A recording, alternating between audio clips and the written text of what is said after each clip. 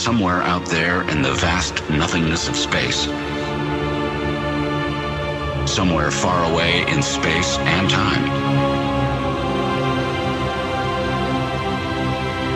staring upward at the gleaming stars in the obsidian sky, we're marooned on a small island in an endless sea, confined to a tiny spit of sand, unable to escape. But tonight, on this small planet,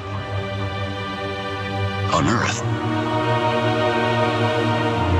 we're going to rock civilization.